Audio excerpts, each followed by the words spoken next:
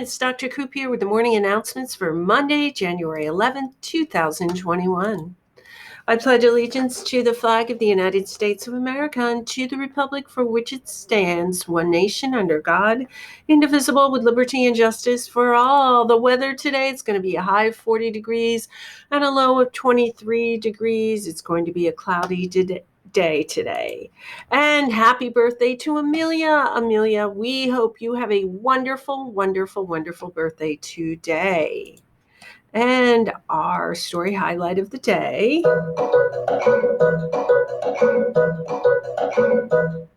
Hey, I'm Ryan Lagarde. And I'm Craig Tovey. And welcome to Storytime with Ryan Lagarde. And Craig Tovey. Remember, if you like what you see, click subscribe. Or give us a like. Or leave a comment. Ooh, I have a comment. Craig. I can use chopsticks. Today's book is Spork by Kyle McClare and Isabel Arsenault. Let's get started. Spork by Kyle McClare and Isabel Arsenault. Spork was neither spoon nor fork. Spoon, fork, spork. But a bit of both. He had a mum and a dad who both thought he was perfect just the way he was. But Spork stuck out. In his kitchen, forks were forks and spoons were spoons. Cutlery customs were followed closely. Mixing was uncommon. Naturally, there were rule breakers, knives who loved chopsticks, tongs who married forks, but such families were unusual. It can be tough to stick out. Ryan, have you ever stuck out? Yeah, I did yesterday. Really? Stuck my hand out the window and I surfed the wind. It was tough. The hand was getting super tired. I'm not going to try and explain.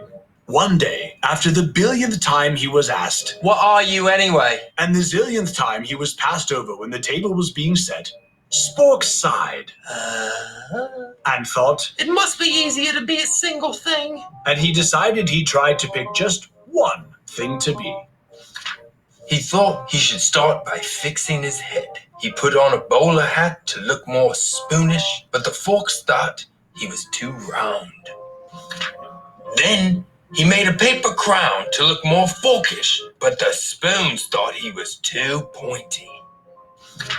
Spork wondered if there were other lonely creatures out there with no matching kind who never got chosen to be at the table. At dinner time, he watched from the drawer while the spoons played pea hockey and skillfully balanced boiled eggs. He sat off to the side while the forks raked fancy patterns in the mashed potatoes and twirled noodles around in complicated circles like rhythmic gymnasts. And at the end of this and every other meal, Spork looked on while the others enjoyed a super bubbly bath in the sink.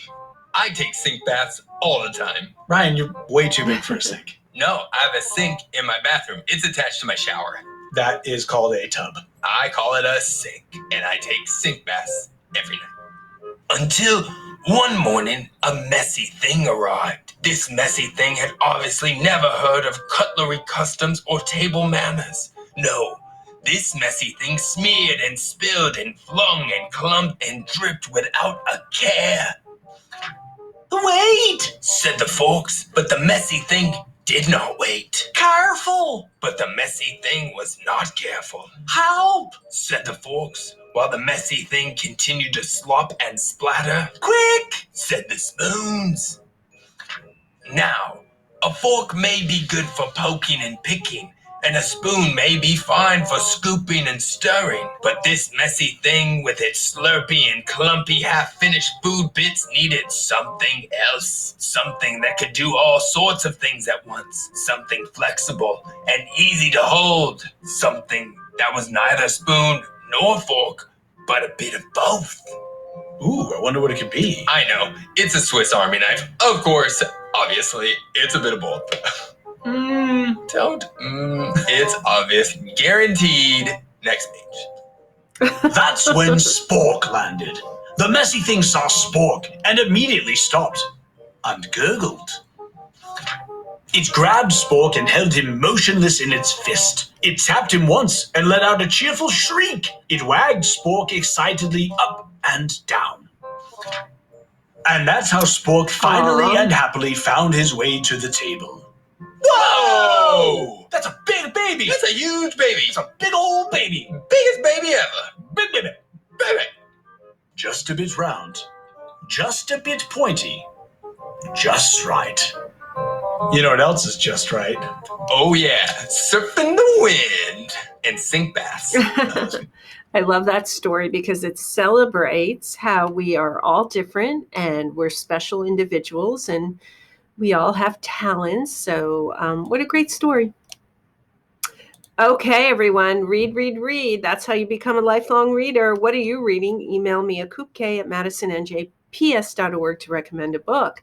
And speaking of recommendations, we've got a whole bunch. Karina, thank you for recommending The Girl and the Galdorian. Charlotte, thank you for recommending the book series Spy School. And Alina, thank you for recommending a book called With the Might of Angels. Teresa, we thank you for suggesting My Father's Dragon. Lily, thank you for recommending the book series Fairy Tale Reform School. And Hayden, thank you for recommending the series The Mysterious Benedict Society. And this day in history, in 1693, Mount Etna erupts and there's an earthquake in Sicily, Italy. In 1863, American Civil War, Battle of Arkansas post ends. In 1908, Grand Canyon National Monument is created. In 1922, first use of insulin to treat diabetes in a human patient. In 1935, Amelia Earhart is the first woman to fly solo from Hawaii to California. Occupation. Today's civil rights highlight is Cesar Chavez. Occupation, civil rights leader, born on March 31st, 1927 in Yuma, Arizona. He died on April 23rd, 1993 in St. Louis, Arizona. Best known for founded the National Farm Workers Association. The working conditions in the fields for Cesar and his family were horrible. The farmers seldom treated them like people. They had to work long hours with no breaks. There weren't any bathrooms for them, and they didn't have clean water to drink. Anyone who complained was fired. That's terrible. Latino civil rights. He worked in the fields for the next few years until he got a job at the community service organization known as the CSO.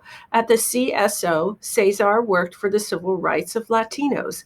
He worked for the CSO for 10 years, helping register voters and work for equal rights. What a great man. Starting a union, Cesar read a lot and was influenced by a number of other leaders, including Mahatma Gandhi and Dr. Martin Luther King Jr. He wanted to help the migrant field workers of California, and he thought he could do it in a peaceful manner. In 1962, Cesar quit his job at the CSO to start a union of migrant farm workers. He formed the National Farm Workers Association. There were only a few members at first, and they were mostly family members. Thank you so much, Cesar, for everything that you did. And our final slide, Mrs. Price, have a wonderful, wonderful day, everyone. Our shout out is to Mrs. Price. We think you're wonderful. Thanks for everything that you do for us, Mrs. Price. Everyone, have a great day. Make sure that you're kind to yourself and others, that you respect yourself and others, that you work hard on your assignments, and overall have a fantastic day. And you'll see me again tomorrow for the morning announcements.